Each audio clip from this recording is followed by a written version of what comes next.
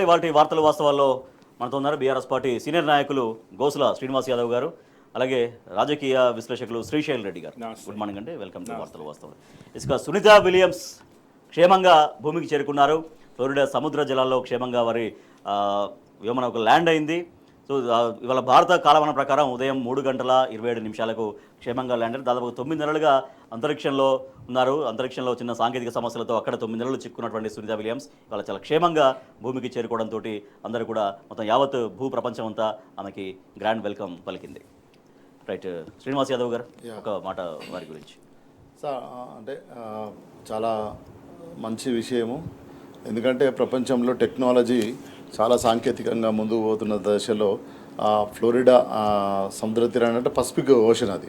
So Pacific ఓషన్లో క్షేమంగా land కావడం, దాదాపు కొన్ని సమస్యల వల్ల అక్కడ 9 నెలలు ఉండిపోవడం, అక్కడ పరిశోధనలు ఏవైతే తీసుకొచ్చినారో దానికి సంబంధించినవి మనకు రేపు భవిష్యత్తులో మిగతా తరాలకు కూడా ఉపయోగడానికి ఒక ప్రయోగం చేయడం జరిగింది. బట్ అట్లీస్ట్ అంటే మనం క్షేమంగా ఆమె రావడం అనేది ఒక మంచి ఆలోచన. ఎస్, శ్రీశైల్ రెడ్డి గారు. చాలా సంతోషకరమైన వార్త రాజేష్ గారు. శ్రీశ్రీ అంటాడు, వేల వేల వత్సరాల కేళిలో మానవుడు దయించిన శుభవేళలో వీచే మలయ మారుతాలు పుడమి పలకే స్వాగతాలు అని ఈరోజు ఈ భూమి అంతా కూడా భూమండలంలోని అందరూ కూడా సునీత విలియం గారికి వెల్కమ్ చెప్తున్నారు. చాలా సంతోషకరం. అయితే సునీత విలియమ్స్ గారు అంతరిక్షంలో 9 నెలలుండి భూమి మీదకి వచ్చిన తర్వాత ఇది అంటే మనం తీసుకుంటే చాలా మంచి ఒక స్ఫూర్తి కలిగించే ఒక విషయం ఇది. ఎందుకంటే మానవుడు అనేవాడు అంతరిక్షంలోకి పోయి అంతరిక్షంలో విజయ పతాక ఎగిరేసి అసలు 9 నెలలు అక్కడ ఉండి మళ్ళీ క్షేమంగా తిరిగి రావడం, పరిశోధనలు చేయడం, ఎక్స్ప్లోర్ చేయడం, దాన్ని మానవాళి ప్రయోజనాలకు వాడడం అనేది చాలా గొప్ప విషయం. చాలా సంతోషదాయకమైన రోజు ఈ రోజు రాజేష్ గారు. మొత్తం ఒక భూగోళం మొత్తం తర్వాత ఆమె మన ఇండియా అంటే భారతదేశ సంతతికి చెందిన బిడ్డ. సో కాబట్టి మనం అంటే చాలా ఆనందపడవలసిన విషయం, ఈ భారతదేశం అంతా కూడా గర్వించదగ్గవలసిన అదే పుడమి పలికే స్వాగతాలు అంటాడు శ్రీశ్రీ దాన్ని. సో వారు అధ్యయనం చేసినటువంటి విషయాలన్నీ కూడా యావత్ మానవాళికి ఉపయోగపడాలని అందరం కూడా కోరుకుందాం. ఎస్, ఇక శ్రీనివాస్ యాదవ్ గారు మరొక వార్త చూస్తున్నాం. తెలంగాణ ఇమేజ్ మొత్తం నేషనల్ వైజ్గా డ్యామేజ్ అవుతుందనేది. సో సీఎం రేవంత్ రెడ్డి మాట్లాడుతున్న మాటలు ఇక్కడ మన రాష్ట్ర వేదికల పైన కావచ్చు, ఇక్కడ సభలలో కావచ్చు, తర్వాత ఆ సభ ఎక్కడైనా ఎటువంటి వేదికైనా కూడా సీఎం రేవంత్ రెడ్డి మాట్లాడుతున్నటువంటి మాటలు యావత్ దేశం ముందు, యావత్ ప్రపంచం ముందు తెలంగాణ ఇమేజ్ను దెబ్బతీస్తున్నాయంటూ జాతీయ మీడియా సంబంధించినటువంటి కథనాలు కూడా మనం చూస్తున్నాం. అది న్యూస్ ఛానల్స్ కావచ్చు, వార్తాపత్రికలు కావచ్చు, స్పెషల్గా ఉన్నటువంటి ఎడిషన్స్ కావచ్చు. రైట్, శ్రీనివాస్ యాదవ్ గారు, ఎందుకు ఈ రకంగా నేషనల్ మీడియా తెలంగాణ ఆర్థిక పరిస్థితి బాగాలేదని ఇవాళ చెప్పాల్సినటువంటి పరిస్థితి వచ్చింది? అంటే స్పష్టంగా ఒక నాయకుడికి, అంటే ఒక ప్రజల నుంచి వచ్చిన నాయకుడికి ప్రజలపైన కన్సర్న్ ఉండాలి, ఒక కమిట్మెంట్ ఉండాలి. ఎప్పుడైతే కమిట్మెంట్ ఉంటావో, కన్సర్న్ ఉంటావో, ఒక బాధ్యతతో మాట్లాడాల్సిన అవసరం ఉంటుంది. కానీ ఈరోజు ఏమైందంటే ముఖ్యమంత్రి ఎట్లా ముఖ్యమంత్రి అంటో ఆయనకు తెలియట్లేదు, ఎట్లా ముఖ్యమంత్రి చేసినామో తెలంగాణ ప్రజలకు తెలియట్లేదు. కాబట్టి ఆయనకి ఇట్లాంటి ఒక బాధ్యత లేకుండా ఉన్నాడు. కాబట్టి బాధ్యత రహితంగా పిచ్చిగా మాట్లాడడం జరిగింది. మనం ఏ న్యూస్ ఛానల్స్ తీసుకున్నా, ఆయన చూసుకున్నా, నిన్న అంటే సీఎం ఈజ్ ఏ ప్రిపేర్డ్, వెనక ఒక పిఎస్ సెక్రటరీలు ఉంటారు, ఐఏఎస్ ఆఫీసర్లు ఉంటారు. నిన్న కాజిపేటకి వెళ్ళి కాజిపేట జంక్షన్ తెస్తా అంటాడు. What is going on non sense? Is a ముఖ్యమంత్రి అంటే నువ్వు ఎట్లా మాట్లాడాలి, అంటే నీ పరిపక్వత ఎట్లుండాలి, నీ జ్ఞానం ఎట్లుండాలి. లేని పక్షంలో నీకు సంబంధించిన వేగులు ఉంటారో, నీకు సంబంధించిన ఇంటలెక్చువల్ ఉంటారో, వాళ్ళు తీసుకొని మాట్లాడాలి. కాజిపేటకి వెళ్ళి నేను కాజిపేట జంక్షన్ తీసుకొస్తా ఎట్టి పరిస్థితుల్లో మా బిడ్డ అంటాడు. ఇక్కడ వికారాబాద్ పోయి 100 సంవత్సరాలు పైగా ఉన్న టీబీ హాస్పిటల్ పట్టుకొని ఇక్కడ క్యాన్సర్ హాస్పిటల్ ఉందంటే పక్క నుంచి ఒక ఎమ్మెల్యే వచ్చి సార్ ఇది క్యాన్సర్ హాస్పిటల్ కాదు, ఇది టీబీ హాస్పిటల్ అంటాడు. అంటే నేనేమంటున్నా, ఏ కన్సర్న్ లేకుండా, ఏ ప్రిపరేషన్ లేకుండా మాట్లాడితే సమాజం ఏమనుకుంటుంది, ఈ దేశంలో ప్రజలు ఏమనుకుంటారు, పెట్టుబడులు ఎట్లు వస్తాయి, నువ్వు నీ ఒకాబులర్ ఎట్లుండాలంటే నేను గౌరవించే విధంగా ఉండాలి. మన మాటే కదా అల్టిమేట్గా. సో అది లేకుండా ఎందుకు ఉన్నాడంటే ఆయనకు ఒకటే ఒక లైను, ఆయనకు దాచుకోవాలని తప్ప మిగతా ప్రజల సంక్షేమం గురించి ఏమున్నది, ఏ సంక్షేమం గురించి ఒక్క నిర్ణయం ఈ 15 నెలల్లో ఒక్క నిర్మాత్మకమైన నిర్ణయం అన్న తీసుకున్నారా? ఒక్క నిర్మాత్మక నిర్ణయం కూడా లేదు. లేనప్పుడు తెలంగాణ ప్రజలు కావచ్చు, లేదా బయట ఉన్న ప్రజలు కావచ్చు, బయట ఉన్న వ్యాపారవేత్తలు కావచ్చు, ఎట్లా గౌరవిస్తారు, ఎట్లా రెస్పెక్ట్ చేస్తారు. ఒకప్పుడు తెలంగాణ అంటే తెలంగాణ రాకముందుకు మన భాషను, మన యాసను, మన సంస్కృతిని అవమానపరిచారు. తెలంగాణ సాధించుకున్న తర్వాత కేసీఆర్ గారి నాయకత్వంలో తెలంగాణ సమాజం, తెలంగాణ అస్తిత్వము ఎక్కడికి పోయిందంటే ఎవరెస్ట్ శిఖరాల పైన కూర్చున్నది. ఎందుకు అంటున్నంటే ఒకప్పుడు జోకర్లుగా పెట్టే భాష నర్సింగ్ యాదవ్ వాళ్లకు, మన వేణుమాధవ్కు పెట్టే భాషను ఈరోజు తెలంగాణ సినిమా హీరోలకు, హీరోయిన్లకు పెట్టాల్సిన పరిస్థితి. ఎంత కమ్మనైన భాష మనది. ఆ కమ్మనైన భాషను వెకిలి చేస్తే, వేదలు చేస్తే మనం తెచ్చుకున్న తెలంగాణ మనం పెంచుకునే ప్రయత్నాలు చేయాలి. బహిరంగ వేదికల పైన మన గొప్పదనాన్ని మనం చాటుకుంటే ఆటోమేటిక్గా అవతల వాళ్ళు కూడా గౌరవిస్తారు. సహజమైనటువంటి మాట అది. నేను ఇంకో మాట చెప్తున్నా. ఒకప్పుడు క్రికెట్ ఆడుతుంటే ఆ లేడీస్ ఎగిరేవాళ్ళు. మొన్న మన ప్రభుత్వంలో ఆడుతున్నప్పుడు గొల్ల కుర్మ డోళ్ళు సప్పుడు సౌండ్ చేసుకుంటూ అక్కడ చీల్కల్ సెంటర్ ఆ చేసుకుంటా అంటే గొల్ల కుర్మంలో ఒక స్టేజ్ చేస్తే మొత్తం ఆ మ్యాచ్ అంతా కూడా గొల్ల కుర్మంలో డోళ్ళు, డప్పులు అంటే ప్రపంచం అంతా చూసింది నీ సంస్కృతిని. గొప్ప సంస్కృతి తెలంగాణ సంస్కృతి. అంటే దాన్ని ఈరోజు ఎత్తుతుంటే నువ్వు కింద పడేస్తే ఒక భాష రాదు, ఒక మాట రాదు, వ్యవహారం రాదు, బిహేవియర్ రాదు, ఓ కమిట్మెంట్ లేదు, ప్రజల పక్షాన ప్రజలను ప్రేమించే తత్వమే లేదు. తత్వమే లేనప్పుడు నువ్వు ఎట్లా మాట్లాడతావు? ఇమేజ్ డ్యామేజ్ కాకపోతే ఇంకేమవుతుంది? రైట్. శ్రీశైల్ రెడ్డి గారు, మనల్ని మనం కొంచెం ఎక్కువగా ప్రమోట్ చేసుకోగలిగితే డెఫినెట్గా అవతల వాళ్ళు కూడా మన ప్రమోషన్ని యాక్సెప్ట్ చేస్తారు, మన గౌరవాన్ని పెంచుకున్న వాళ్ళం అవుతాం. అట్లా కాకుండా మన పరిస్థితి బాగలేదు, నేను అన్ని అప్పుల్లో కూరుకుపోయినా, నేను అన్ని అప్పులు తెచ్చి చేస్తున్నా అంటే అది ఎంత ఎఫెక్ట్ ఉంటుంది అన్ని రంగాలపైన. తర్వాత ఇతర రాష్ట్రాలు ఎట్లా చూస్తారు మన రాష్ట్రాన్ని, ఇతర దేశాలు కూడా ఎట్లా చూస్తారు హైదరాబాద్ని ఉన్నటువంటి తెలంగాణని. రాజేష్ గారు, ఈ ఉదయం నా దౌర్భాగ్యం ఏమందంటే, రాత్రి ఎంత అందమైన కళ వచ్చినా తెల్లారులేసి లైఫ్ను ఫేస్ చేయాలన్నట్టుగా సునీత విలియమ్స్ గురించి, అంతరిక్షం గురించి, మానవాళి గురించి గొప్పగా మాట్లాడుకున్నాం. మళ్ళీ వెంటనే పాతాళంలో ఉన్న రేవంత్ రెడ్డి గురించి మాట్లాడాల్సుకున్న పరిస్థితి ఈరోజు రాష్ట్రానిది. అయితే ఏం లేదు రాజేష్ గారు, ఇప్పుడు ఇందాక సీనాన్న చెప్పినట్టుగా రేవంత్ రెడ్డి అనేవాడు తెలంగాణ ప్రజల దౌర్భాగ్యం. బ్రహ్మపుత్ర అన్నది బీహార్ దుఃఖదాయిని అని అంటారు, మనం చదువుకున్నాం చరిత్ర పుస్తకాల్లో, సోషల్ పుస్తకాల్లో. అట్లా రేవంత్ రెడ్డి అనేవాడు తెలంగాణ దుఃఖదాయకుడు. తెలంగాణ కేసీఆర్ గారు తన 10 ఏళ్ల పాలనలోనే కాదు, ఉద్యమ సమయం నుంచి కూడా, నిజానికి 1997 ప్రాంతం నుంచి ఆయన అధ్యయనం చేస్తున్నప్పటి నుంచి కూడా తెలంగాణ గురించి ఎప్పుడు చాలా గొప్పగా చెప్పిను కేసీఆర్ గారు. తెలంగాణ సిరి సంపదలతో ఉన్న రాష్ట్రం. నిజాం కాలంలోనే మనము బ్రిటన్ ప్రభుత్వానికి అప్పు ఇచ్చిన ధనిక ఆ రోజు హైదరాబాద్ స్టేట్. అంత గొప్ప ఇక్కడ ఖనిజ వనరులు కానీ, మానవ సంపద కానీ, శ్రమజీవులు కానీ అన్నీ కూడా అద్భుతంగా ఉండినాయి. అదేమైంది, సీమాంధ్ర వలస పాలకులు వచ్చిన తర్వాత దాన్ని నాశనం పట్టించేసారు. ఆ తర్వాత కేసీఆర్ వచ్చిన తర్వాత అసలు ఎన్ని రంగాల్లో ప్రగతి సాధించిందనేది మొత్తం అన్ని సంస్థలు, కేంద్ర ప్రభుత్వ సంస్థలు, ఆర్బీఐలు, నీతి ఆయోగ్లు అన్నీ పదే ప్రతిరోజు సర్టిఫికెట్లు, అవార్డులు, రివార్డులు ఇచ్చినాయి తెలంగాణకి. తెలంగాణ ప్రతిభ ఆ రోజు మనం చెప్పుకోవడం కాదు, ఎక్కడ పోయినా తెలంగాణ ప్రతిభ అనేది చాలా ఉన్నతమైన స్థాయిలో ఉండింది. రేవంత్ రెడ్డి వచ్చిన తర్వాత ఏం చేస్తున్నాడు, ఆయన పనిగట్టుకుని మీరు చూడండి, ఇంట బయట తెలంగాణని అపఖ్యాతి పాలు చేసే పని చేసిండు ఆయన. సీమాంధ్ర పాలనలోనే బాగుండే, తెలంగాణ రాకముందే బాగుండే అని ఒక ముఖ్యమంత్రిగా అన్న ఒక సిగ్గులేని తెలంగాణ, ఆత్మలేని రేవంత్ రెడ్డి హయాంలో ఇంతకంటే గొప్పగా జరుగుతుందని ఎవరు ఆశించలేం రాజేష్ గారు. ఇప్పుడు మీరు చూస్తున్నాం మనం స్క్రీన్ మీద, జాతీయ మీడియా సైతం తెలంగాణ ఎట్లా మసకబారుతున్నది, రైతుల ఆత్మహత్యలు ఎట్లా జరుగుతున్నాయి, పరిశ్రమలు ఎట్లా తరలిపోతున్నాయి, స్కామ్లు ఎట్లా ఉన్నాయి, న్యూస్ ఛానల్ సంబంధించినటువంటి క్లిప్పింగ్స్, తర్వాత న్యూస్ పేపర్స్ సంబంధించినటువంటి పేపర్స్ క్లిప్పింగ్స్ కూడా. ఇప్పుడు ఎవడైనా 500 కోట్లు కూడా పెట్టలేమని ఒక సీఎం అంటే బయట నుంచి ఎవడైనా ఇక్కడ పెట్టినకి పైసలు పెట్టినకి రెడీ అవుతాడండి. మీరు జస్ట్ ఒక ఉదాహరణ ఇస్తాను నేను. ట్రంప్ అధ్యక్షుడు అయిన తర్వాత ట్రంప్ ఒక స్టేట్మెంట్ ఇస్తే అంతర్జాతీయంగా స్టాక్ మార్కెట్లు డమాలన్నాయి, భయపడతారు కదా. నీ 500 కోట్లు కూడా లేవంటే ఏమిస్తాడు రేవంత్ రెడ్డి? ఉన్నాయి గుంజుకుంటాడు తప్ప, సతాయిస్తారు తప్ప. లైసెన్సుల దగ్గర సతాయిస్తారు, రేపు పని చేసుకొనియరు. ప్రతి డిపార్ట్మెంట్, ప్రతి రంగం అవినీతిపరం అయిపోయిందని ఎవడు రాడు. సో కాబట్టి పనిగట్టుకొని Revanth Reddy overtime work చేస్తూ తెలంగాణని అధపాతాళానికి తీసుకుపోతున్నాడు. ఇది మరి ఆ తెలంగాణ ప్రజల దౌర్భాగ్యం. కానీ ఎంతో కాలం ఇది కొనసాగదన్న విషయం రేవంత్ రెడ్డికి అర్థం కాకపోతే వాళ్ళే నష్టపోతారు. తెలంగాణ రాష్ట్రం గురించి తను ఒక ముఖ్యమంత్రిగా ఉండి తన రాష్ట్రం యొక్క ప్రతిష్టను తానే దిగజార్చే విధంగా అనేక వేదికలపైన మాట్లాడుతున్నారు ముఖ్యమంత్రి రేవంత్ రెడ్డి. ఇక్కడ మన రాష్ట్రంలో జరిగే కార్యక్రమాలు సభలలో మొదలుకొని జాతీయ ఎన్క్లేవ్లలో జాతీయ మీడియా సంస్థలకు ఇచ్చినటువంటి ఇంటర్వ్యూలలో కూడా ఈ రకంగా మాట్లాడడంతో మొత్తం జాతీయ మీడియా మొత్తం తెలంగాణ ఇమేజ్ డ్యామేజ్ అయిపోయిందన్న అర్థం వచ్చేలాగా వాళ్ళు తమ కథనాల్ని ప్రచురిస్తున్నటువంటి పరిస్థితి. సో దీంతో తెలంగాణ ఇమేజ్ అనేది పూర్తిగా డ్యామేజ్ అయిందన్నటువంటి ఆందోళన వ్యక్తమవుతోంది. తెలంగాణ రాష్ట్రం ఆవిర్భవించినటువంటి తొలి నాళ్లలోనే ఒక అద్భుతమైన ప్రగతి దిశగా తెలంగాణ వెళ్తుంది అనేది ఎప్పుడు చూసినప్పుడు జాతీయ మీడియాలో వచ్చేటువంటి వార్తలు. మొన్నటి సంగతి మనం చూస్తున్నాం, ఆర్థిక క్రమశిక్షణకు చిరునామా తెలంగాణ ఎట్లా ఉంది, ఇంకా అనేక విషయాల్లో ఎట్లా అగ్రగామిగా ఉందనేది. ఇవాళ ఎటువంటి స్థితికి, జీతాలు ఇవ్వలేని స్థితికి ఎట్లా జరిగిందనేది జాతీయ మీడియాలో ఇప్పుడు కనిపిస్తున్నటువంటి హెడ్లైన్స్ ఇవన్నీ కూడా.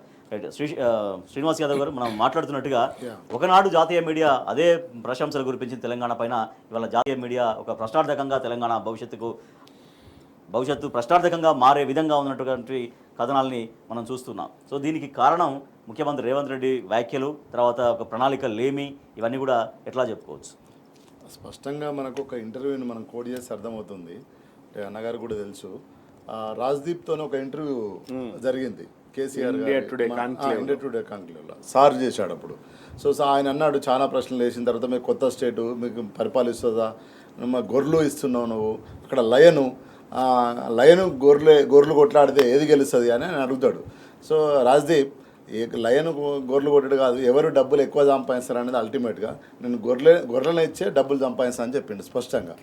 బకెట్ ద మనీ అనేది అంటే లయన్ సంపాదిస్తుందా గొర్రెలు సంపాదిస్తా. Lion is Gujarat, sheep is ఇది తెలంగాణ. అట్లా మాట్లాడి తెలంగాణ ఆర్థిక స్థితిని, ఆత్మగౌరవాన్ని అట్లా పెట్టిండు. ఈ నిన్న మన ముఖ్యమంత్రి గారు మాట్లాడారు, ఏమని మాట్లాడారు, అద్భుతంగా మాట్లాడారు. ఈ ఎలక్షన్లో మేము ఎన్ని హామీలు ఇస్తే అన్ని అబద్ధాలు చెప్తేనే ఓట్లు వేస్తారు. నాకు ఎలక్షన్లకు వచ్చినాక గవర్నమెంట్ మీద కూర్చున్నాక తెలిసింది గిన్నె అప్పులు ఉన్నాయని. పరుగు పందెం లాగా అభివర్ణించారండి. ఎన్నికలు కాబట్టి పరిగెత్తాలి కాబట్టి ఇచ్చేసినాం హామీలు అనే మాట. ఎంత షేమ్లెస్ ఒక ముఖ్యమంత్రి, కాంగ్రెస్ పార్టీ ముఖ్యమంత్రి, ఏదో కొత్త పార్టీ ముఖ్యమంత్రి కాదు. దాంట్లో ఉద్దండులు ఉన్నారు, దాంట్లో బట్టి విక్రమార్క వాళ్ళు చాలామంది సీనియర్ మంత్రులు ఉన్నారు. వాళ్ళు మేనిఫెస్టో కూడా పెట్టేటప్పుడు కూడా మీలాంటి జర్నలిస్టు చాలామంది అడిగితే మేము ఆర్థికవేత్తలతో చర్చిస్తున్నాం, మేము చిదంబరంతో మాట్లాడినాం. మీలాంటి జర్నలిస్ట్ అడిగిన తులం బంగారం పాసిబుల్ అవుతుందా? తులం బంగారం కాదు, కిలం బంగారం కూడా ఇస్తాం, మేము సంపదను సృష్టిస్తాను. ఆయన సంపద ఏడ సృష్టిస్తున్నావు, ఏడ ఇస్తున్నావు? నేను ఎందుకు చెప్తున్నా అంటే ఈ ఎగ్జాంపుల్స్, నీకు పరిపక్వత లేదు, నీకు జ్ఞానం లేదు, నీ క్యాబినెట్ జ్ఞానం లేదు. ఇప్పటి వరకు అంటే హోమ్ మినిస్టర్ లేడు, హోమ్ మినిస్టర్ ఎవరో తెలియదు మనకు. సో ఇప్పుడు ఏమవుతుంది, పెట్టుబడుల విషయం వరకు వస్తే నువ్వు ఏడు అమెరికా పోతే నువ్వే సెల్ఫీ తీసుకొని ఫోటో వేస్తుంది. ఇదంతా నేషనల్ ఇంటెలిజెన్స్, నేషనల్ మీడియా, తర్వాత ప్రపంచంలో ఉన్న వ్యక్తులు చూస్తలేరా ఎట్లా పెట్టుబడి వస్తారు? పోనీ ఓ చిన్న కంపెనీ పెడదామంటే నువ్వు హైడ్రాని తీసుకొస్తుంది. ఎక్కడ హైడ్రా? నువ్వు హైడ్రా తెచ్చినాక, నువ్వు ఇంకొకటి తెచ్చినాక ఎట్లా నాకు నమ్మకం ఏర్పడుతుంది? ఒక పెట్టుబడిదారికి ఏం కావాలంటే నమ్మకం కావాలి. 10 రూపాయలు పెట్టుకొని ఒక షాప్ పెడతానంటే అక్కడ పర్మిషన్లు, కరెంటు, నీళ్లు నన్ను ఇచ్చేటట్టు ఉంటే వాడు వచ్చి ఒక దుకాణం పెడతాడు. ఆ దుకాణంతో 10 రూపాయలు మనకు వస్తాయి, గవర్నమెంట్కి వస్తే సంక్షేమం ముందుకు పోతుంది. కానీ ఈరోజు నువ్వు అందరిని బెదిరియబడుతుంది. ఎందుకు బెదిరిస్తున్నావు అంటే నువ్వు ఢిల్లీకి సంచులు మోయాలి. కాబట్టి ఇప్పటికైనా ఏదైతే సీనియర్ కాంగ్రెస్ నాయకులు అనుకుంటున్నారో వాళ్ళు కూర్చొని ఈ ఆర్థిక వ్యవస్థను ఎట్లా బాగు చేసుకోవాలి. రాజేష్ గారు, మనం 10 ఏళ్లలో పుట్టి ఇండియాలో టాప్ 5లో ఉన్నాం, బెస్ట్లో. ఈరోజు వచ్చిన 15 నెలల్లో వరస్ట్లో ఉన్నాం, టాప్ 5లో వరస్ట్లో ఉన్నాం. ఇదరా టాప్ వరస్ట్లో 5లో ఉన్నాము, టాప్ బెస్ట్లో 5లో ఉండే. ఏమైంది 15 నెలల్లో? ఏమాత్రం నీకు కన్సర్న్ లేదు, ఓ ప్లానింగ్ లేదు, ఏమి లేకుండా పోతున్నావు, గుడ్డే దిశ నిలబడ్డట్టు పోతున్నావు. కాబట్టి ఈరోజు ఆర్థిక పరిస్థితి, ఒక్క నిమిషం, ఈరోజు ఆదిలాబాద్ జిల్లా బెల్లంపల్లి సిర్పూర్ కాజనార్లో 50 లక్షలు 40 లక్షల భూమి ఉండండి రైతుకు, ఒక మూల అమ్ముకుంటే నా ఇల్లు కట్టుకుంటా, నా బిడ్డ పెళ్లి చేసుకుంటా అనేటోడు. ఈరోజు ఏమైంది, అదే రైతు వచ్చి జస్టిస్ ఏదైతే జ్యుడిషియల్ ఫస్ట్ జస్టిస్ ఎంఆర్ఓ ఆఫీస్లో చనిపోతాడు, మెజిస్ట్రేట్ ముందు చనిపోతున్నాడు, బ్యాంకులకు వెళ్ళి అప్పేమని బ్యాంకులో చనిపోతున్నాడు. ఎవడన్నా చెట్టు కాడనో బావి కాడనో చచ్చిపోతారండి. ఇదే ఫస్ట్ మెజిస్ట్రేట్ ఎంఆర్ఓ ముందు చనిపోతున్నాడు అండి. ఎంత బాధ. ఒకప్పుడు మూల అమ్మితే నేను ఇల్లు కట్టుకుంటా, నా బిడ్డ పెళ్లి చేసుకుంటా అన్న రైతు ధైర్యము ఈరోజు నువ్వు ఎట్లా పడేసినావు నాయన? ఈరోజు 500 మంది పైగా రైతులు ఆత్మహత్య చేసుకున్నారు కదా. అది ఎక్కడో చేసుకుంటలేరు కదా, ఆఫీసులలోకి వచ్చి చేసుకుంటారు కదా. ఎంత ఘోరం చెప్పు. ఎటువైపు తీసుకుపోతున్నావు? ఇప్పటికైనా బుద్ధిజీవులు అనే ఎవరున్నారో వాళ్ళు మాట్లాడాలి, ప్రశ్నించాలి, చర్చించాలి. It's going on very dangerous zone పోతున్నాం మనం. ఎక్కడ ఆత్మహత్య లేవు. రైట్ ఓకే శ్రీశైల్ రెడ్డి గారు, ఎన్నికల్లో ఇచ్చేటువంటి మాటలు, హామీలు ఒక బాధ్యతతో కూడుకుని ఉండాలి, ఒక విజన్తో కూడుకుని ఉండాలి. కేవలం పరుగు పందెంలాగా అవతల వాళ్ళకు అంటే కాంపిటీషన్లో ఉన్నాం కాబట్టి ఇక తప్పదు, హామీలు ఇవ్వక తప్పదు అన్నటువంటి ధోరణిలో ఒక ముఖ్యమంత్రి ఆ రకంగా మాట్లాడడం అనేది ఇది నిజంగా ఎటువంటి చర్చకు దారితీస్తుంది ఇది. మీకు ఒక విషయం గుర్తు చేస్తారు రాజేష్ గారు, పోయిన అసెంబ్లీ ఎన్నికల సమయంలో వీళ్ళు రైతు బంధు కేసీఆర్ పిచ్చకుంట్ల 10,000 ఇస్తున్నాడు, మేము 15,000 ఇస్తామని వీళ్ళు హామీ ఇచ్చిండ్రు, మేనిఫెస్టోలో చెప్పుకున్నారు. ఆ తర్వాత కేసీఆర్ గారు పలు సభలలో, బహిరంగ సభలలో, ఆ రోజు ఎన్నికల సభలో మాట్లాడుతూ కేసీఆర్ గారు ఏం చెప్పారంటే, వాళ్ళు 15,000 ఇస్తామన్నారని మనం 20,000 ఇస్తామని ఇట్లా మేము అబద్ధాలు చెప్పము. ఎన్నికల కోసం నేను ఆ మాట చెప్పను. మనము రైతు బంధు అనేది మనం ఎందుకు దాన్ని విధాన రూపకల్పన చేసినాం, ఎట్లా ఇస్తున్నాం, ఎట్లయితే సంపద సృష్టి అవుతుందో అట్లా పెంచుకుంటా పోతామని పబ్లిక్గా బహిరంగ సభలలో చెప్పిండు. ఒక బాధ్యత కలిగిన కుటుంబ పెద్ద ఏం చేస్తాడంటే, ఒక 4 పిల్లలు ఉంటారు, నాన్న నాకు సెల్ ఫోన్ కావాలని ఒకడతాడు, నాకు ఎల్ఈడి టీవీ కావాలని ఒకడతాడు, ఓన్కో పిల్లగానికి స్కూల్ ఫీజు కట్టేది ఉంటుంది. ఏది ప్రయారీ ఉంటుంది? స్కూల్ ఫీజు కట్టేది ఉంటుంది, ఇంట్లో కావాల్సిన సరుకులన్నీ పెంచుకునేది ఉంటుంది, ఈ లోపల సంపాదన పెంచుకునేది ఉంటుంది. వచ్చిన సంపాదన ప్రకారం అరే ఇప్పుడు నీకు ఆండ్రాయిడ్ ఫోన్ కాదరా, చిన్న ఫోన్ కొనిస్తారా అని కొనియొచ్చు. తర్వాత సంపద పెరుగుతున్న కొద్ది అట్లా కుటుంబ పెద్ద పనిచేయాలి. అట్లా కేసీఆర్ గారు పనిచేయడం వల్ల తెలంగాణలో సంపద సృష్టి జరిగింది. సృష్టి అయిన సంపదని ఆయన అందరికీ పంచిండు. తెలంగాణలో కేసీఆర్ హయాంలో నీళ్లు నిధులు నియామకాలు అనేది ట్యాగ్ లైన్ అందరికీ తెలుసు. అది కాకుండా కేసీఆర్ గారు దీనికి స్థూలంగా వెనకాలన్న మాటలు అభివృద్ధి, సంక్షేమము, ఆత్మగౌరవం, ఈ 3 కేసీఆర్ గారు ఆయన దాన్ని ఒక స్ఫూర్తిదాయకంగా తీసుకుని తెలంగాణని, ఎక్కడో ఉన్న తెలంగాణని ఎక్కడికో తీసుకొచ్చిండు. ఆ తర్వాత ఇప్పుడు రేవంత్ రెడ్డి గారు ఇప్పుడు ఆయన ఎప్పుడు చెప్పుకుంటాడు కానీ సొంతగా ఆయన గురించి, నేను ఇండిపెండెంట్ జడ్పీటీసీగా గెలిచిన, ఆ తర్వాత ఇండిపెండెంట్ ఎమ్మెల్సీ అయినా, తర్వాత ఎమ్మెల్యే అయినా, తర్వాత ఎంపీ అయినా, నేను ముఖ్యమంత్రి. నీ గురించి నువ్వు ఎంత ఒళ్ళు పులకరిస్తూ చెప్పుకుంటావు, తెలంగాణ గురించి ఒక్క మాట అన్నావు ఎప్పుడన్నా? ఎందుకు చెప్పావు తెలంగాణ గురించి? ఎందుకంటే నీకు పరిణతి లేదు, పరిపక్వత లేదు, దాంతో తెలంగాణ పరపతి పడిపోతా ఉన్నది. ఇది యాజ్ సింపుల్ యాజ్ దాట్. అంటే గత ప్రభుత్వాన్ని బదనాం చేసే ప్రయత్నంలో ఇప్పుడు ముఖ్యమంత్రిగా ఉన్నటువంటి రాష్ట్ర ప్రతిష్టని దెబ్బతీస్తున్నాను, చాలా విపరీతమైన ప్రభావం రాబోయే రోజుల్లో పడుతుంది అన్నటువంటి ఒక ఆలోచన ఇప్పుడు గత ప్రభుత్వం అంటే రాజేష్ గారు మీరు చూడండి, నేను చాలాసార్లు చెప్పిన మళ్ళీ కూడా ఇంకో ఉదాహరణ చెప్తున్నా. గత ప్రభుత్వంలో ఉన్న అధికారులందరినీ ఇప్పుడు రేవంత్ రెడ్డి కంటిన్యూ చేస్తున్నాడు. ఆర్థిక శాఖ ముఖ్య కార్యదర్శిగా ఉన్న రామకృష్ణారావు గారు కేసీఆర్ గారి దగ్గర ఫిబ్రవరి 2016 నుంచి ఉన్నారు. ఒకవేళ కేసీఆర్ గనక తెలంగాణని అప్పుల పాలు చేసి ఉంటే ఈరోజు ముఖ్య శాఖ కార్యదర్శిని ఎందుకు కంటిన్యూ చేస్తున్నావు? రేపు ఆయన చీఫ్ సెక్రటరీగా ఆయన ప్రమోట్ చేస్తున్నారు. ఎందుకు చేస్తున్నారు? ఎందుకంటే ఆయన పనితీరు బాగుందని నీకు తెలుసు కాబట్టి. నువ్వు బయట తిడుతున్నావు తప్ప. అట్లాగే డీజీపీ మహేందర్ రెడ్డిని తీసుకుపోయి టీఎస్పీఎస్సీ చైర్మన్ ఇచ్చినావు. సాగునీటి నువ్వు కౌలేశ్వరం అంటూ ఎద్దేవా చేస్తున్నావు ఇంటా బయట. ఆ నిర్మాణంలో సాగునీటి వ్యవహారాల్లో కేసీఆర్కి సలహాదారుగా ఉన్న పెంటారెడ్డిని పదవి అయిన తర్వాత మళ్ళీ 6 నెలలు నువ్వు పెంచినావు. సో కేసీఆర్ దగ్గర ఉన్న మంత్రులు, ఎమ్మెల్యేలు అందరూ పక్కన పెట్టుకున్నాం. నిన్న మీరు కాళేశ్వరం గురించి ప్రస్తావించారు కాబట్టి నిన్న మండలిలో స్వయంగా ఉత్తమ్ కుమార్ రెడ్డి చెప్పారు కాళేశ్వరం బ్యారేజీలన్నీ చాలా సేఫ్ గా ఉన్నాయి. కాళేశ్వరం గురించి బయట మాట్లాడేది ముఖ్యమంత్రి మాట్లాడినా ఇంకెవరు మాట్లాడినా కూడా అది కేవలం విమర్శ కోసమే మాట్లాడుతున్నారు తప్పించి వాస్తవం మాత్రం బాగుందనేది ప్రభుత్వం. రేవంత్ రెడ్డికి క్యాబినెట్ లో ఉన్న అందరికి కూడా తెలుసు, గత ప్రభుత్వం గొప్ప పనులు చేసిందని తెలుసు వాళ్ళకి. కాకపోతే చెత్తమాటలు మాట్లాడి, అబద్ధాలు మాట్లాడి హామీలోకి వచ్చిరు. ఇప్పుడు కింద మీద పడుతున్నారు. అది 1 అంటే ఎక్కువ, 2 అంటే తక్కువ అన్నట్టు ఉంది వాళ్ళ పరిస్థితి. శ్రీనివాస్ యాదవ్ గారు కమిషన్ లేచిండ్రండి, రాగానే కాళేశ్వరం కమిషన్ అన్నారు, కరెంటు మీద కమిషన్ అన్నారు, ఇంకో డైవర్షన్. ఇప్పుడు ఇన్ని కమిషన్లు వేసింది కదా, ఒకవేళ గత ప్రభుత్వం తప్పు చేస్తే తీయాలి కదా, బయటికి రిపోర్ట్ వచ్చేది కదా. ఏదో ఒకటి నీ ప్రభుత్వం కదా, నీ పోలీస్ వ్యవస్థని, నీ అధికారులే, ఎవ్రీథింగ్ ఈజ్ యువర్ డిపార్ట్మెంట్స్ కదా. మరి ఏమైందండి? జీరో. ఎందుకు చేసినావు ఇదంతా అంటే డైవర్షన్ పాలిటిక్స్. ఈరోజు హైడ్రా మొదలు పెట్టినామండి. ఏం చేసినామండి? హైడ్రా అవుట్పుట్ ఏంది? పొద్దున్న దాకా సాయంత్రం దాకా ఆటో నడుపుతున్నావు, కూలికి పోతున్నావు, 1000 రూపాయలు 2000 వస్తాయండి. ఈ 15 నెలల్లో నువ్వు సాధించిన పురోగతి ఏంది? నువ్వు సాధించిన గొప్ప విషయం ఏంది? ఒక్క విషయం ప్రజల కోసం. నేను ఇంకేదో అంటలేను, నువ్వేదో బిల్డింగ్ కట్టలేదు, ఇంకోటి ఏదో కట్టలేదు అంటలేను. ఏమి నువ్వు హైడ్రా ద్వారా కానీ మూసి పక్షాలను అన్నావు, ఒక్కరోజు 2 కిలోమీటర్లు వచ్చి ఎటుబాయే. ఈరోజు రైతు బంధు లేకపోతే, పింఛన్ లేకపోతే, ఏమన్నా ఒక్క నిర్మాత్మకమైన నిర్ణయం తీసుకొని నువ్వు ప్రజలకు జరిగిందా? ఏమి లేదు. నిన్న గన్పూర్లో మీటింగ్ పెట్టి పాత ప్రొసీడింగ్స్ అన్నీ మళ్ళీ తీసి మళ్ళీ రీప్రింట్ చేసి అవే ఓపెన్ చేసి చెప్పిండు. కాబట్టి నేనేమంటున్నా, ఇప్పటికైనా రేవంత్ రెడ్డి గారికి సోయిందో సోయలేదో నాకు తెలవట్లేదు కానీ ఇప్పటికైనా అలా ఉన్న సీనియర్ మంత్రులంతా కూర్చొని ఏం చేయాలి ఈ రాష్ట్రానికి, ఏం అవసరం ఉంది, ఇమ్మీడియట్లీ ఫస్ట్ ఎయిడ్ అవసరం ఉంది, రోజు రోజు క్షీణిస్తున్నామండి. రాబడి పెంచుకునే ప్రయత్నాలు అనేవి ఎట్లా రాబడి వస్తుంది అనేది కూడా ప్రభుత్వం దగ్గర క్లారిటీ, ఎందుకంటే గంగలం ఉండండి రాబడి ఇప్పుడు ఉన్న పరిస్థితిని కాపాడాలండి. ఉన్న పరిస్థితి లేదు. ఈరోజు రైతులు పంటలు ఎండిపోతున్నాయి. ఎక్కడ రాజేష్ గారు 10 ఏళ్ల క్రితము మనం ఈ ఫోటోలు చూసినాం. ఈ ఎడ్లు మేసేది, గొర్రెలు మేసేది, బర్రెలు మేసేది. 10 ఏళ్లలో ఒక్క ఫోటో చూపెట్టండి, ఏ పేపర్లో అయినా పర్లేదు. I'm challenging you. ఏ పేపర్లో అయినా పంట ఎండిపోయినా ఒక్క ఫోటో చూపెట్టండి, any paper in the media. లేదు. మరి 10 ఏళ్లలో ఎట్లా అయింది? ఇప్పుడే కదా, అప్పుడే 15 నెలలనే ఆగమాగం ఎందుకైంది? మొన్న వర్షాలు కూడా బాగానే పడ్డాయి కదా. అంటే నేనేమంటున్నా అంటే ఇప్పటికి కూడా పరిపాలన రావట్లేదు, ప్రజలు ఆగమాగం అయిపోయి ఉన్నారు. ఒకవైపు ఆత్మగౌరవం, ఒకవైపు ఆర్థిక పరిస్థితి, ఒకవైపు అభివృద్ధి, మొత్తం నష్టం. ఈరోజు రియల్ ఎస్టేటర్లు కూడా సూసైడ్ కదండి, పిల్లలు చనిపోతున్నారు కదా, హాస్టల్లో పిల్లలు సూసైడు. ఏ వర్గం అండి, ఏ వర్గం ఈరోజు చనిపోకుంటుంటున్నారు చెప్పండి? రైతులు, రియల్ ఎస్టేటర్లు, బిల్డర్లు, ఉద్యోగస్తులు, ప్రతి ఒక్కరు చనిపోతున్నారు కదా. ఎటు పోతున్నాం?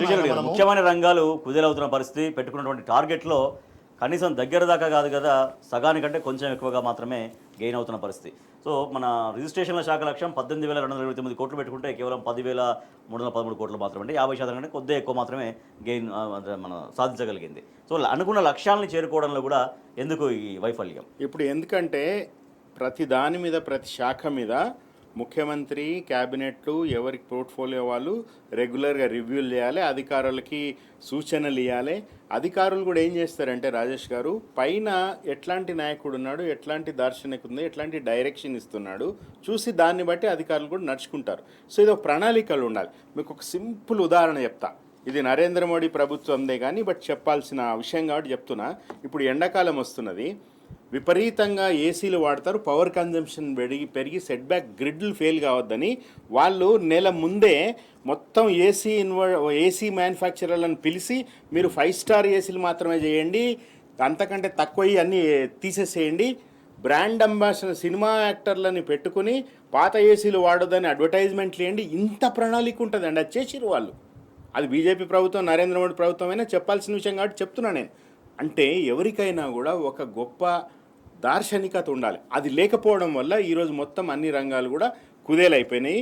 మీరు ఇందాక రాబోయే పరిస్థితిని ముందే ఆలోచించగలగాలి, అంచనా వేయగలగాలి. అదే కదా రాజనీతిజ్ఞత అంటే, అదే కదా ఒక స్టేట్స్మెన్షిప్, అదే కదా ఒక గొప్ప నాయకత్వ లక్షణం అంటే.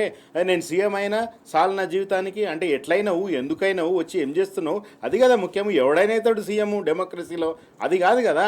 ఎంతో మంది సీఎంలను చూసింది భారతదేశము, ఏం కాదు కదా. సో మీరు ఒక్కటే సెకండ్ మీరు చూపించిన దాంట్లో ఒక ప్రమాదకరమైనది ఏంటంటే వాళ్ళు ఎక్సైజ్లు అన్నీ, అది మన రియల్ ఎస్టేట్ డమాలని కానీ ఎక్సైజ్ ఆదాయం 2,500 కోట్ల తగ్గుదలని చూపిస్తున్నారు కదా. ఇప్పుడు ఆల్రెడీ కొత్త బ్రాండ్లకి అనుమతులు ఇచ్చినారు. కొత్త బీర్లు కొత్తగా వస్తున్నాయి. ఎండాకాలం ఆల్రెడీ బీర్ల ధరలు పెంచిరు, ఇంకా విపరీతంగా పెంచబోతున్నారు. నేను ప్రజలకి చెప్తా ఉన్నా, ఈరోజు 40% రాబడి పెరిగింది. దాంట్లో ఎంతో కొంత వీళ్ళు రికవరీ చేసుకోవడం కేవలం ఎక్సైజ్ ద్వారా చేయగలుగుతారు తప్ప మిగతా తెలివితేటలు వీళ్ళకి లేవు. మీకు విస్కీలకి, బీర్లకు రేట్లు పెంచబోతున్నాడు. ఇది మీరు జాగ్రత్తగా గమనించండి. ఇది తప్ప ఇంకో వాళ్ళకు సోయి లేదు, వాళ్ళకి ఆలోచన రాదు, వాళ్ళకు తెలివి లేదు.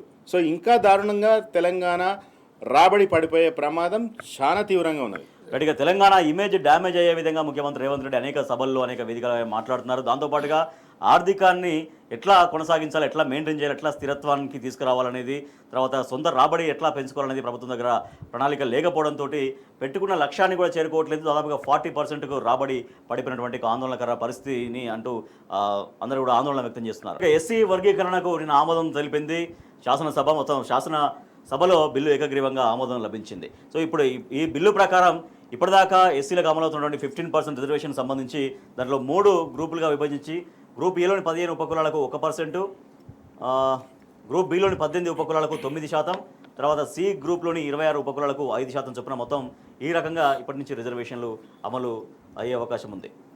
రైట్, శ్రీనివాస్ యాదవ్ గారు, ఎస్సీ వర్గీకరణ అనేది ఎప్పటి నుంచో ఉన్నటువంటి డిమాండ్. సో దానికి ఫైనల్గా అయితే అన్ని ఏకగ్రీవంగా, అన్ని పార్టీల సపోర్ట్ తోటి బిల్లు ఏకగ్రీవంగా ఆమోదం పొందింది. సో ఫర్దర్గా వాట్ నెక్స్ట్ దీనికి సంబంధించి? అంటే స్పష్టంగా అది ఒక న్యాయమైన డిమాండ్ వర్గీకరణ అనేది. ఇప్పుడు కాదు, దాదాపు 1994లో ఈద్ 3లో స్టార్ట్ అయిన ఉద్యమము. అది చాలా దాదాపు 3 దశాబ్దాలు చేసిన తర్వాత ఈరోజు చట్టపరంగా ఈరోజు బిల్లు ఆమోదమైంది. అంటే కేంద్ర ప్రభుత్వం తీసుకున్న నిర్ణయాన్ని తీసుకోవడం జరిగింది. దీనికి ప్రధానంగా బీఆర్ఎస్ పార్టీ స్పష్టంగా మొదటి నుంచి కూడా ఏదైతే జస్టిస్ అనే ప్రతి డిమాండ్ కూడా ఉద్యమంలో కూడా, ఎందుకంటే మనం జస్టిస్ కోసమే ఫైట్ చేస్తున్నాం, అవతల వాళ్ళు కూడా జస్టిస్ కోసం ఫైట్ చేయాల్సి వచ్చినప్పుడు తప్పకుండా భుజం కలిపి మనం వాళ్ళకు సహకరించాల్సిన సమయంలో తెలంగాణ ఉద్యమ నాయకుడైన కేసీఆర్ గారు 100% వర్గీకరణకు సపోర్ట్ చేయడం జరిగింది ఉద్యమం సమయంలో. అదేవిధంగా ప్రభుత్వం వచ్చిన తర్వాత, తెలంగాణ సాధించుకున్న తర్వాత ఇమీడియట్లీగా ఇప్పుడు మన పార్టీలో గెలిచి ఇంకో పార్టీలో పోయిన ఆయననే ఆ రోజు ఆ అసెంబ్లీలో తీర్మానం చేసి, కడియం శ్రీయ్య గారు తీర్మానం చేసి కేంద్ర ప్రభుత్వానికి ఇక్కడ నుంచి మేము క్లియర్గా ఉన్నాము, మీరు మాకు అవకాశం ఇస్తే దీన్ని ఇక్కడ మేము చేసుకుంటాం, లేదా మీరే చేయాలి, చట్టం మీ దగ్గర ఉంది కాబట్టి దేశవ్యాప్తంగా చేయాల్సిన చట్టం కాబట్టి మీరు చేయండి అని గొప్ప ఆలోచనతోని మాదిగలకు, మాదిగ ఉపకులాలకు న్యాయం జరగాలనే ఉద్దేశంతోనే స్పష్టంగా ఒక నాయకుడిగా ఆ రోజు తీర్మానం చేసిన ముఖ్యమంత్రి గారు. కాబట్టి ఈరోజు కాంగ్రెస్ పార్టీ గొప్పలు చెప్పుకుంటుంది. ఇది కాంగ్రెస్ పార్టీ గొప్పతనం కాదు మిత్రమా. ఎందుకంటే ఈరోజు 10 సంవత్సరాలు, వాళ్ళ 30 ఏళ్లలో 10 సంవత్సరాలు కాంగ్రెస్ పార్టీ ప్రభుత్వంలో ఉంది, ఇక్కడ ఉంది, కేంద్రంలో ఉంది. కేంద్రంలో యూపీఏ గవర్నమెంట్, ఇక్కడ రాజశేఖర రెడ్డి అండ్ కిరణ్ కుమార్ గవర్నమెంట్ ఉన్నప్పుడు ఇదే గాంధీ భవన్ పైన మాదిగ విద్యార్థులు, మాదిగ నాయకులు దాడి చేస్తే సురేందర్ మాదిగని చనిపోయిండు. ఈరోజు గాంధీ భవన్ పైన దాడి చేసిన చరిత్ర వాళ్ళ హక్కుల కోసం మాదిగలది. ఆ రోజు 10 సంవత్సరాలు నువ్వు కేంద్రంలో, రాష్ట్రంలో ఉంటే నువ్వు ఏమి చేయలేదు మాదిగలకు మోసం చేసిన చరిత్ర ఎవరిదంటే ఈరోజు కాంగ్రెస్ పార్టీది. అది కాకుండా ఈరోజు స్పష్టంగా 3 గ్రూపులు ఉన్నాయి. బి గ్రూప్లో 10.5 రావాలి, కానీ కొన్ని రాజకీయ ఒత్తిళ్ల మేరకు స్పష్టంగా 10.5 కాకుండా 9% చేశారు. అంటే మాదిగ ఉపకులాలకు నష్టం జరిగింది. ఏదైతే కీలక పాత్ర ఉండి పోషించారో వాళ్ళకు న్యాయం జరగలేదు. కాబట్టి ఆ రోజు నుంచి కేసీఆర్ గారు కూడా ఏ సామాజిక న్యాయం కోసమైనా, ఏ సామాజిక సమీకరణల కోసమైనా స్పష్టంగా, ఎందుకంటే మనం వచ్చింది ఉద్యమ నేపథ్యం కాబట్టి స్పష్టంగా ఏ ఉద్యమాలు చేసినా ఉన్నాడు. మన బాధ్యతగా ఆ రోజు స్పష్టంగా మనం తీర్మానం చేసి పంపడం, నిన్న కూడా 100% మద్దతు చెప్పడం జరిగింది. అంటే ఈరోజు ఈ తెలంగాణ ప్రజలలో ఉన్న ఏ వర్గాలకి అందరూ బాగుపడాలని కదా కేసీఆర్ గారు తెలంగాణ సాధించింది, పరిపాలించింది. ఒక వర్గాల కోసం కాదు, it is a democratic process. అన్ని వర్గాలను, అవ్వను, చెల్లెను, అందరి వర్గాలను అభివృద్ధి చేయడం కోసం లక్ష్యంగానే ప్రణాళికలు చేసిండు, పథకాలు పెట్టిండు, కింది వరకు పోయినాయి. ఎక్కడ రైతు బంధు అండి, ఎక్కడ రైతు బీమా అండి? ఈ దేశంలో కాదు, ప్రపంచంలో శ్రీశైలం అని చెప్పాలి. పిరికెడ్ భూమి ఉంటండి, గుంట భూమి ఉంటే రైతు ఏ కారణంగా చనిపోయినా 5 లక్షలు ఇంటికి వస్తే ఎంత గొప్ప పథకం అండి. ఈ దేశంలో, ప్రపంచంలో ఎవరైనా పెట్టినరా? దినాలు కాక ముందుకే 5 లక్షల ఇంటికి వస్తే ప్రీమియం ప్రభుత్వమే కట్టి మళ్ళీ రైతుకి ఏ సంబంధం లేదు, 1 రూపాయి కూడా చెల్లించాల్సిన పని లేదు దాంట్లో. కట్టి నువ్వు మళ్ళీ ఇట్లా చనిపోతే పోలీస్ కేసు అయిందా, ఎఫ్ఐఆర్ అయిందా, ఎల్ఐ అయిందా, ఇదంతా ఏమి లేదు. జస్ట్ చనిపోయిందని ఆడ ఉన్న విఆర్ఓ కన్ఫర్మ్ చేస్తే అగ్రికల్చర్ ఆఫీసరు 5 రోజులలో 5 లక్షలు చెక్ ఇస్తే ఆ ఫ్యామిలీకి, ఆ కుటుంబానికి ఎంత ధైర్యం ఎవరు చేసినండి? అంటే అట్లాంటి గొప్ప పథకాలు లాస్ట్ వాడికి, చివరి వాడికి, అణగారిన వర్గాలు ఎవరైతే కింద ఉన్న వాడికి కూడా అందరికీ అవకాశం ఇచ్చిండ్రు. నిన్న హరీష్ రావు గారు చెప్పిన పేద బ్రాహ్మణులను కూడా దాదాపు 300 మంది బ్రాహ్మణులను ఈరోజు బ్రాహ్మణ పరిషత్ పెట్టి ఇతర దేశాలకు పంపించారు చదువు కోసం. బ్రాహ్మణులు అంటే చాలా ఉన్నతమైన వాళ్ళు అనుకుంటాం కదా, పేద బ్రాహ్మణుని కూడా పట్టుకొని చదువు కోసం 300 మందిని ఇతర దేశాలకు పోయి పంపించారు. అంటే నేనేమంటున్నాను, ఎందుకంటున్నా అంటే పరిపాలన కావచ్చు, అభివృద్ధి కావచ్చు, సంక్షేమం కావచ్చు, కన్సర్న్ కావచ్చు, ప్రజల మీద ఉండాలి. కులాల మీద, వర్గాల మీద, మతాల మీద కావచ్చు. అందులో భాగంగానే వర్గీకరణ కూడా వాళ్ళ పోరాటాన్ని గుర్తించి వచ్చిన ఇమ్మీడియట్ 2 నెలల్లోనే అసెంబ్లీ తీర్మానం, చట్టపరంగా హౌస్లో తీర్మానం చేసి కేంద్ర ప్రభుత్వాన్ని, దట్ ఈజ్ అవర్ నాయకుడి యొక్క చిత్తశుద్ధి, commitment. Right, okay. Srisailam Reddy గారు ఎన్నో దశాబ్దాలుగా చేసినటువంటి పోరాటం ఎస్సీ వర్గీకరణకు సంబంధించి, దీని ద్వారా ఈ బిల్లు చట్టంగా మారి దీని తర్వాత ఆయా వర్గాలకి ఎటువంటి ప్రయోజనం చేకూరబోతోంది? మొట్టమొదటిగా ఈ వర్గీకరణ కోసం 3 దశాబ్దాలకు పైగా ఉద్యమం చేసి, ఆ ఉద్యమంలో ప్రాణత్యాగాలు చేసిన అమరులందరికీ కూడా నివాళులు అర్పించాలి. వాళ్ళ ఆత్మలు సంతోషించే ఒక నిర్ణయం ఇది ఈరోజు. 2, మందకృష్ణ మాదిగకి సింహభాగం క్రెడిట్ ఇవ్వాలి. ఎందుకంటే ఆయన ఉద్యమం మొదలుపెట్టిండు, మాదిగ అనే టైటిల్ నుంచి ఒక గౌరవప్రదంగా పెట్టుకున్నాడు, అది ఒక సాంస్కృతికమైన ఉత్తేజం కలిగించిండు కాబట్టి ఆయన క్రెడిట్ ఇవ్వాలి. తర్వాత కేసీఆర్ గారు క్రెడిట్ ఇవ్వాలి. ఎందుకంటే సీనన్న చెప్పినట్టుగా కేసీఆర్ గారు ముఖ్యమంత్రి అయిన తర్వాత మీరు కేసీఆర్ గారు ఎలాంటి ప్రజాస్వామిక ఆకాంక్షలనైనా ఆయన అర్థమవుతాయి, ఆయన వాటికి మద్దతు ఇస్తారు. మీరు చూడండి, ఈ తెలంగాణలో దళిత బంధు పెట్టిన, అంబేద్కర్ది 125 అడుగుల విగ్రహం పెట్టిన, తెలంగాణ కానీ లేకపోతే ప్రజా ఉద్యమాలు, ప్రజల ఆకాంక్షలు కేసీఆర్ గారు అర్థం చేసుకున్నంతే. ఎందుకంటే ఆయన స్వయంగా ఒక ఉద్యమ నాయకుడు కాబట్టి, ఆ ఉద్యమ ఆకాంక్షలు, ఉద్యమాలు ఎందుకు వస్తాయి ఆయనకు తెలుసు కాబట్టి. ఈరోజు కాంగ్రెస్ పార్టీ గొప్పగా చెప్పుకుంటున్నది. కాంగ్రెస్ పార్టీ ఎప్పుడు ఏమి చేయలేదు. సీనన్న చెప్పినట్టుగా వాళ్ళు ఎంతో కాలం భారతదేశాన్ని ఏలినరు. ఎవరైనా మెడ మీద కత్తి పెడితే తప్ప వాళ్ళు నిర్ణయాలు తీసుకోరు. తెలంగాణ కూడా మేము ఇచ్చినాం అంటారు కదా, ఆ ఎందుకు ఇచ్చిరు? ఇవ్వాల్సిన వాళ్ళు ఎప్పుడో చెన్నారెడ్డి గెలిచినప్పుడే, ఆయన తెలంగాణ ప్రజాసమితి చేసినప్పుడే వాళ్ళు ఇవ్వాలి. అట్లా కాకుండా వాళ్ళని విలీనం చేసుకుని చేసిరు. ఉమ్మడి ఆంధ్రప్రదేశ్లో నిన్న సీఎం రేవంత్ రెడ్డి చెప్తున్నారు గొప్పగా, ఉమ్మడి ఏపీలో దళితుని ముఖ్యమంత్రి చేసిన ఘనత కాంగ్రెస్ పార్టీతోనే. దామోదరం సంజీవని ఎందుకు చేసిరంటే, ఆ 20 నెలల కాలంలో నెక్స్ట్ నీలం సంజీవరెడ్డి తయారు కాగానే, ఆయన రెడీ కాగానే ఆయనకు దారి ఇస్తూ ముఖ్యమంత్రిని తప్పించిండ్రు. టంగుటూరి అంజయ్యని ఎంత అధ్వానంగా, ఎంత అమానవీయంగా రాజీవ్ గాంధీ అవమానించిండో ఎయిర్పోర్ట్లో తెలుసు. సో కాంగ్రెస్ పార్టీకి అనే వాళ్ళకు ఎలాంటి చిత్తశుద్ధి లేదు. ఈరోజు ఎస్సీ వర్గీకరణ కావచ్చు, బీసీ రిజర్వేషన్లు కావచ్చు, ఈరోజు ఉద్యమాల ఉధృతికి వాళ్ళు ఆగలేక ఇక తప్పదురా బాబు అని, తెలంగాణ ఎట్లయితే తప్పదురా బాబు అని ఇచ్చిండ్రో ఈరోజు వీటికి కూడా వీళ్ళు ఇస్తున్నారు తప్ప వీళ్ళ క్రెడిట్ ఏం లేదు. అయితే సరే, క్రెడిట్ ఎవరికి వచ్చినా ఎవరికి రాకపోయినా ఖచ్చితంగా ఒక న్యాయమైన డిమాండ్ ఇది. కాబట్టే 3.5 దశాబ్దాలు అయినా కూడా ఎన్నో ఒడిదుడులు కోర్చి గట్టిగా నిలబడి సాధించుకున్న మాదిగ ఉపకులాల ప్రజలందరికీ కూడా అభినందనలు తెలియజేస్తూ ఉన్నాం. అయితే కాంగ్రెస్ పార్టీ పట్ల చాలా జాగరూకతతో ఉండాలని ఆ ఎస్సీ కులాలను కూడా నేను కోరుతా ఉన్నా. ఎందుకంటే వీళ్ళు చెప్పేది ఒకటి, చేసేది ఒకటని ప్రతి సంఘటనలో మనకు అర్థమైపోతూ ఉన్నది. ఇప్పుడు ఆల్రెడీ మందకృష్ణ గారు ఆరోపించినట్టుగా మీరు ఆల్రెడీ నోటిఫికేషన్లు, రిజల్ట్స్లు, ఉద్యోగాల ఎన్రోల్మెంట్లు అన్నీ చేస్తూ ఉన్నారు. ఇది అయ్యేదాకా ఆగండి అని మందకృష్ణ మాదిగా అంటున్నా కూడా మీరు వినడం లేదు. సో కాబట్టి కాంగ్రెస్ పార్టీ చిత్తశుద్ధి పట్ల ఓపెన్ ఐతో ఉండాలని నేను మాదిగ సమాజాన్ని కోరుతాను. సో దాంతోపాటుగా ఎస్టీ సంబంధించిన ఎమ్మెల్యేలు లంబాడ ఆయన కాంగ్రెస్ ఎమ్మెల్యే బాలు నాయక్ కూడా చెప్తున్నారు, కేసీఆర్ పాలనలోనే సామాజిక న్యాయం జరిగింది, ఇక్కడ రేవంత్ మంత్రివర్గంలో లంబాడలకు చోటు లేదా అంటూ లంబాడ సామాజిక వర్గానికి సంబంధించినటువంటి బాలు నాయక్ ఎమ్మెల్యే, కాంగ్రెస్ ఎమ్మెల్యే ప్రశ్నిస్తున్న పరిస్థితి. రాజేష్ గారు, అసలు కేసీఆర్ గారు పరిపాలన గురించి చెప్పాలంటే నేను ఎందుకు చెప్తున్నా అంటే, ఒక దాదాపు దశాబ్దాల నుంచి అండి మావా సాటే మావా నాటే, మా గూడెంలో మా రాజ్యం కావాలి, మా తండాలో మా రాజ్యం కావాలి అని ఒక నినాదం దాదాపు 40 ఏళ్ళు 30 ఏళ్ళ నుంచి నినాదాన్ని కేసీఆర్ గారు ముఖ్యమంత్రి కాగానే, తెలంగాణ సాధించుకోగానే ఎక్కడి తండాలను అక్కడ గ్రామ పంచాయతీ చేసి ఆ గిరిజనుల బిడ్డలను ఆ సర్పంచ్లు ఎన్నుకుంటే ఎంత అద్భుతం అండి.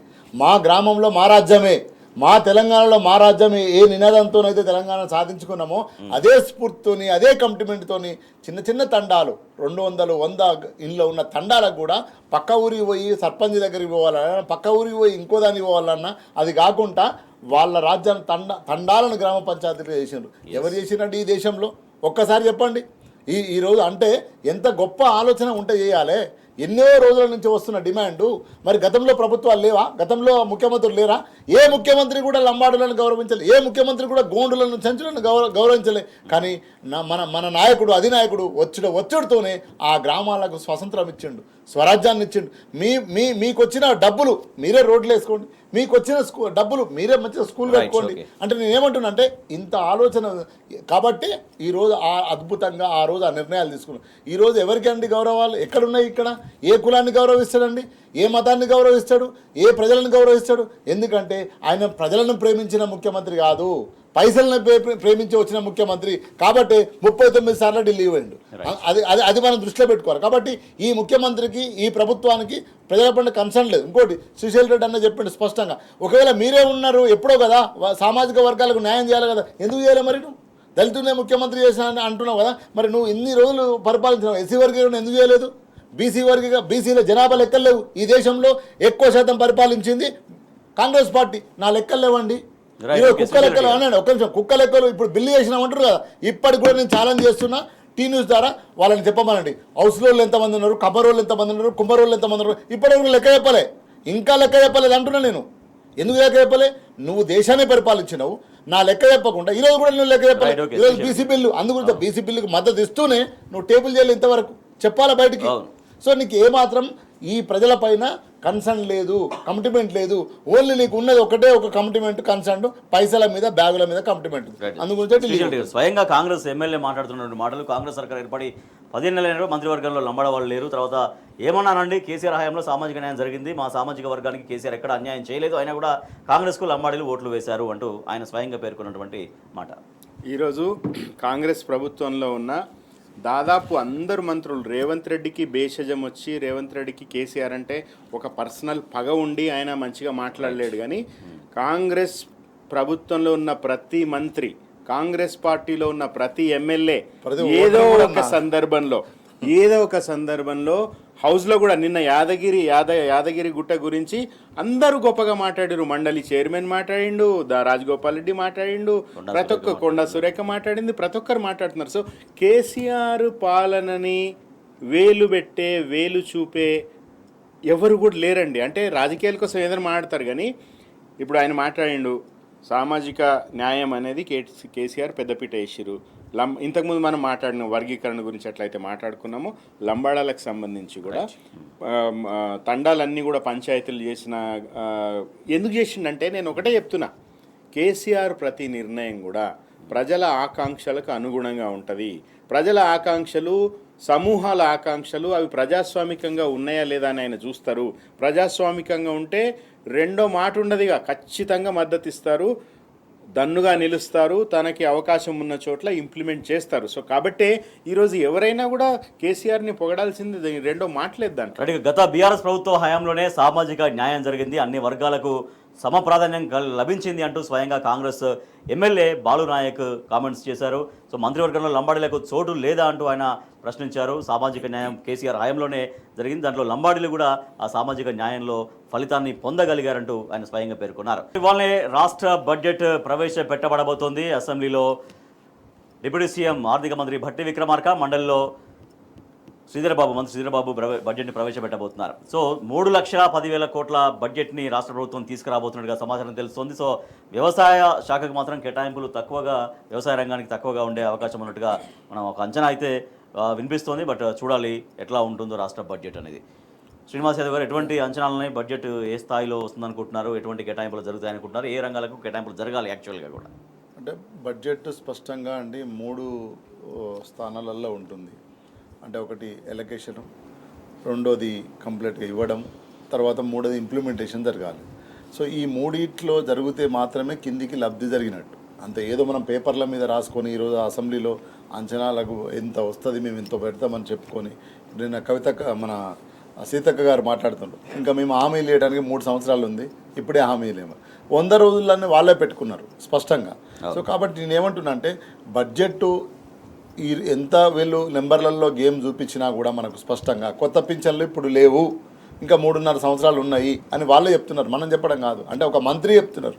సో అంటే అర్థమవుతుంది, ఈ బడ్జెట్ అంతా డొల్లా బడ్జెట్. మిగిలిన హామీలు కానీ 100 రోజులలో ఉన్నటువంటి హామీలు ఇది ఒకటి పింఛన్లది 100% కదా, 100 రోజులలోనే కదా. సో కాబట్టి ఆ స్టేట్మెంట్ ద్వారా మనం ఏం అర్థం చేసుకోవాలి, తెలంగాణ సమాజం ఏం అర్థం చేసుకోవాలంటే ఈ రోజు పెట్టబోయే బడ్జెట్ ఏదైతే డొల్లా బడ్జెట్. ఎందుకు అంటే వాళ్ళకు రాకనే తక్కింది, పోకెట్లో పెడతారండి. ఈరోజు వచ్చిన 15 నెలల్లో 1,50,000 కోట్ల అప్పు తెచ్చినామని స్వయంగా ముఖ్యమంత్రి గారే హౌస్లో చెప్పిండ్రు. మనం 10 ఏళ్లలో బీఆర్ఎస్ పార్టీ 4,17,000 కోట్లు చేస్తే వాళ్ళు 15 నెలల్లోనే 1,50,000 కోట్ల అప్పు తెచ్చారు. ఈరోజు ఏ బడ్జెట్ పెట్టినా, ఏది పెట్టినా పేదల సంక్షేమాని కోసమో, పేదల అభివృద్ధి కోసమో పెట్టే పరిస్థితి లేదనేది స్పష్టంగా అనిపిస్తుంది. ఎందుకంటే నీకు రాబడి లేదు, రాబడి లేనప్పుడు నువ్వు నెంబర్లలో మనల్ని ఈరోజు ఆగం చేయొచ్చు, తెలంగాణ ప్రజలను అద్భుతంగా పెట్టామనవచ్చు. కానీ రేపు ఇంప్లిమెంటేషన్లో ఎలకేషన్ అయినాక ఇంప్లిమెంటేషన్లో వచ్చినప్పుడు అర్థమవుతుంది స్పష్టంగా మనకు. ఎందుకంటే ఈరోజు ఏ పథకాన్ని కూడా నువ్వు స్పష్టంగా ఇచ్చిన కేసీఆర్ గారు ఇచ్చిన పథకాలను కంటిన్యూ చేయకపోగా, అదేవిధంగా కొత్త ఇచ్చిన హామీలను నువ్వు చెప్పిన హామీలలో ఒక్కటంటే ఒక్కటి అమలు అవుతుందా?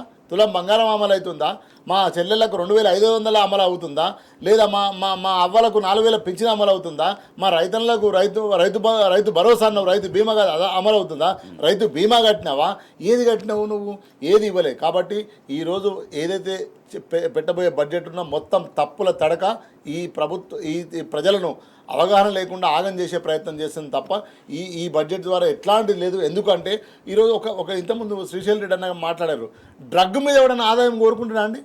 డ్రగ్ అమ్మి నీ బిడ్డలకు డ్రగ్ అమ్మి అంటే విషం అమ్మి నువ్వు ఆదాయాన్ని కోరుకుంటావా?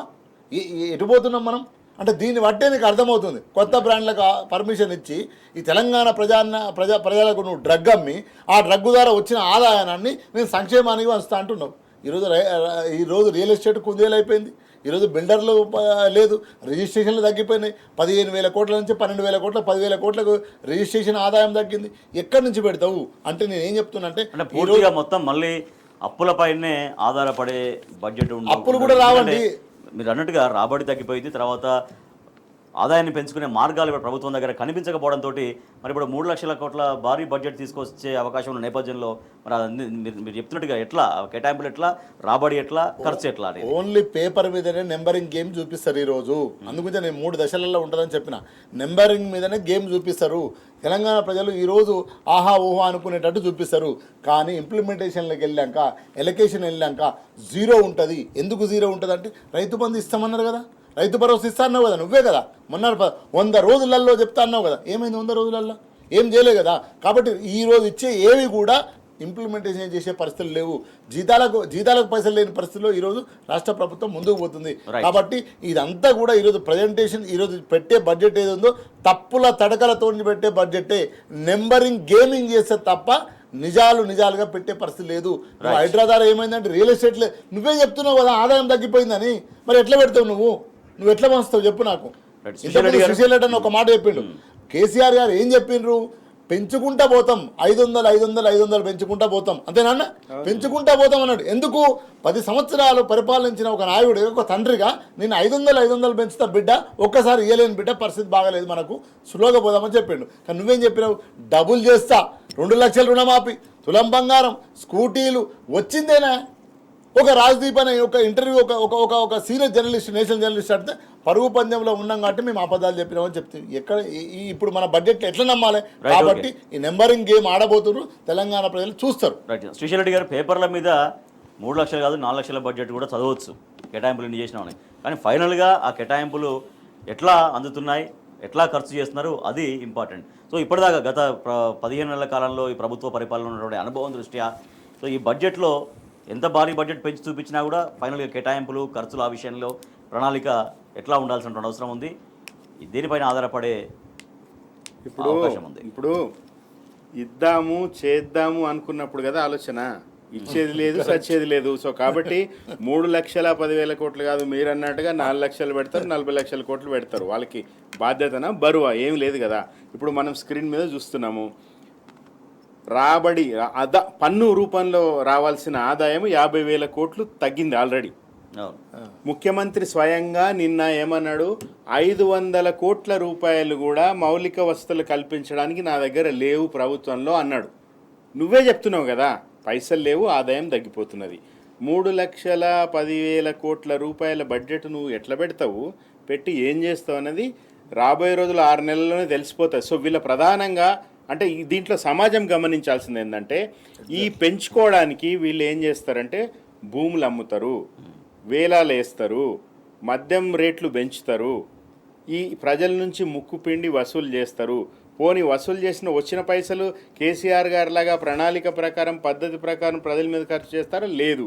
వీళ్ళ లంచాలకి, వీళ్ళ కమిషన్లకి, అధిష్టానం సూట్ కేసులకి తప్ప పైసలు దేనికి కూడా లేవు. సో నేను ఆర్థిక మంత్రి బట్టి విక్రమార్కని, శాసన మండలిలో ప్రవేశపెట్టబోయే శ్రీధర్ బాబు గారిని నేను విషయం అడుగుతున్నా. మీ ముఖ్యమంత్రి గారే ఇన్ఫ్రాస్ట్రక్చర్ కోసం 500 కోట్లు లేవు అంటున్నప్పుడు, కాగ్ నివేదిక ప్రకారం మొన్న జనవరి వరకు పన్ను ఆదాయం 50,000 కోట్లు పడిపోయినప్పుడు మీరు 3-10 ఎట్లా మీరు పెడతారు, మీరు ఎట్లా సంపాదిస్తారు? రాబడి 40% ఆల్రెడీ తగ్గిపోయింది, మీరు ఎందుకు ఇన్ని అబద్ధాలు చెప్తున్నారు అనేది నేను వాళ్ళిద్దరిని కూడా అడుగుతున్నా నేను వాళ్ళిద్దరిని కూడా. ఈ ముఖ్యమంత్రి గారి మాటలు నమ్మితే అందరూ కూడా including cabinet, including Congress party and Telangana మునిగిపోతుందని చాలా స్పష్టం అయిపోయింది. ఈ బడ్జెట్ అనేది నిజానికి బడ్జెట్ ఫిగర్లు వచ్చిన తర్వాత ఇది డొల్ల బడ్జెట్, కళ్ళ బడ్జెట్ అంటారు కానీ అది మనకు ముందే అర్థమైపోతుంది. ముందే అర్థమైపోతుంది. గత అనుభవం ఉంది కాబట్టి గత సంవత్సరం ఎటువంటి పర్ఫార్మెన్స్ ప్రభుత్వం బడ్జెట్ ప్రవేశపెట్టేదాకా ఆగాల్సిన పని లేదు. మనం వచ్చితే తెలుస్తలేదు కదా, అయిపోయింది వస్తే కదా నువ్వు పెట్టేది. సో కాబట్టి ఇదంతా ఫార్స్, ఒక ప్రహసనం ఈ రోజు సభలో జరగబోయేది. ఇంతోటి దానికి కేసీఆర్ రావాలి అంటారు. అసలు మీ స్థాయి ఏంది, మీ లెక్క ఏంది, మీరు ఎవరిని పిలుస్తున్నారు? ఆయన వస్తే మీరు తట్టుకుంటారా? మీరు ఊకే ఆ బయలు ముజే మార్ అన్నట్టుగా మీరు ఆయనను పిలిచి మీరు నగుబాటు పాలు కావడం తప్ప ఇంకోటి ఏం లేదు.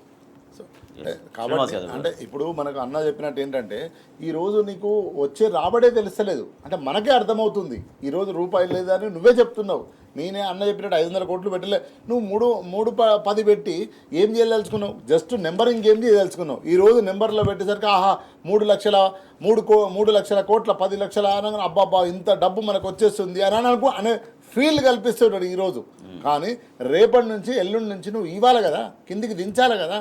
ఈరోజు మెస్ ఛార్జీలు సరిగ్గా ఇవ్వట్లేదండి. ఈరోజు మన జీతాలు చూస్తున్నాం, అవుట్సోర్సింగ్ వాళ్ళకి జీతాలు రావట్లేదు. ఈరోజు ధూపదీప నైవేద్యాలకు సంబంధించిన బ్రాహ్మణ్స్కి 2 నెలలైంది జీతాలు రాక. ఎక్కడ నువ్వు ఎట్లా వస్తుంది? నీకు ఆదాయమే తగ్గిపోతుందని నువ్వే చెప్తున్నావు కదా. అంటే ఒక రంగాల ద్వారా ఇంత ఆదాయం వస్తుంది అనే ఒక లక్ష్యం పెట్టుకుంటే ఆ లక్ష్యానికి చేరుకుంటేనేమో మీరు అన్నట్టుగా ఎస్ ఈ బడ్జెట్ ని కరెక్ట్ గా మనం ఎస్టిమేషన్ చేసుకోవచ్చు. ఆ బడ్జెట్ ని అంటే దాన్ని నమ్మాలంటే మనకి ఏదైనా రాబడే proof ఉండాలి కదా. సగం తగ్గిపోతుంటే మరి ఆ బడ్జెట్ ఇప్పుడు కేటాయింపులు ఎట్లా చేస్తారు? ఓపెన్ సీక్రెట్ ఒక సెకండ్, ఈ మొత్తం ఫిగర్ చూసి సంతోషించే వ్యక్తి ఒకే ఒక్కడు రాహుల్ గాంధీ. అమ్మాయి ఇంకో 2 సూట్ కేసులు ఎక్కువ పెరుగుతాయి. ఎందుకంటే ఆయన కూడా తెలియలేదు ఇన్ని పైసలు రావని, ఆయన కూడా తెలియదు, వస్తాయని అనుకుంటాడు అంతే. వేరే ఏం లేదు. ఆయన ఒక్కడే గురజాడ రాస్తాడు, కాసుకులోనై అల్లుని తలచుకు ఆనందించాను అయ్యొక్కడని. అట్లా ఆనందించాడు ఒక రాహుల్ గాంధీ వస్తాయేమని. కానీ రాహుల్ గాంధీ రావుని కదా, అర్థం కాదు, పాడు కాదు. సో కాబట్టి ఉత్పత్తుల ద్వారా ఎస్టాబ్లిష్మెంట్ ద్వారా ఆదాయాన్ని పెంచుకోవాలి మనం. అది లేదు కదా ఇక్కడ, ఆ ప్రాసెస్ జరుగుతలేదు కదా. సింపుల్ అండి, ఒక హైడ్రా తీసుకొస్తుంది. ఈరోజు ఎవడు 100 గదాల జాగ కొట్టి ఇల్లు కట్టుకుందామంటే భయపడతాడు. అది హైడ్రా ఉందా? అరే లేదురా నాయన, ఇది హైడ్రాకు పనిచేయదురా నాయన అంటే చెరువు 10 కిలోమీటర్ల ముందు వెనకాల ఉన్నా కూడా వాడు భయపడతాడు, ఇది చెరువు కింద వస్తుందేమో. అంటే నువ్వు ప్రజలలో అదేవిధంగా కొనుగోలుదారులలో ఆ భయం భ్రాతులను క్రియేట్ చేసినావు. అందుకు టీఆర్ఎస్ పార్టీకి జనతా గ్యారేజ్ అని ప్రజలు వచ్చిండ్రు. అదే శ్రీనివాస్ యాదవ్ గత బడ్జెట్ లో వాళ్ళు కేటాయించినటువంటి అనేక అంశాలున్నాయి కానీ ఎక్కడ ఇంప్లిమెంటేషన్ కాకపోవడం అనేది. గత బడ్జెట్లో అనేక పథకాల కార్యక్రమాలకు నిధులు కేటాయించినా కూడా వాటిని వినియోగించలేదు. 2024-25లో పంటల బీమాకు 1300 కోట్లు కేటాయించారు, అమలు చేయలేదు. 2 దఫాలో రైతు భరోసా పథకానికి 15,000 కోట్లు కేటాయించిన ఒక్కసారి మాత్రమే విడుదల చేశారు. అది కూడా 12,000కు కుదించినటువంటి పరిస్థితి. సో ఇవన్నీ కూడా ఉన్నాయి. సో గత అనుభవం ఉంది కాబట్టి ఈసారి కూడా కేవలం మీరు అన్నట్టుగా నెంబర్ ఉంటుంది, కేటాయింపులు ఉంటాయి, ఫైనల్గా ఖర్చు అనేది ఉండదు అనేది అంతే. కేటాయింపులే ఉంటాయి. ఈరోజు నెంబర్లు పేపర్ మీద నెంబర్లే అద్భుతంగా కనిపిస్తాయి. రేపటి నుంచి రూపాయి రాదు. అది ఏం ఎలకేషన్ కావు, ఇంప్లిమెంటేషన్ కావు. ఇప్పుడు మాత్రం కేటాయింపులు జరుగుతాయి. కేటాయింపుల వరకే మనం చూస్తాం. కానీ అదే తర్వాత ఎలకేషన్ జరగదు, ఎలకేషన్ తర్వాత ఇంప్లిమెంటేషన్ జరగదు. అసలు పైసలే లేవు కదా, నీకు ఆదాయమే లేదు కదా. కాబట్టి ఇదంతా తప్పుల తడకతోని ఈరోజు రాష్ట్ర ప్రజలను మరోసారి మోసం చేయడానికి కాంగ్రెస్ ప్రభుత్వం కంకణ కట్టుకుంది. ఈ బడ్జెట్ ద్వారా అదే జరగబోతుంది. కాబట్టి స్పష్టంగా తెలంగాణ ప్రజలు ఇప్పటికైనా మనం ఆలోచించాలి. మనం జాగ్రత్తగా మనకు జాగ్రత్తగా మనం ఉండే పరిస్థితి చేయాలి. చచ్చిపోవాల్సిన అవసరం లేదు.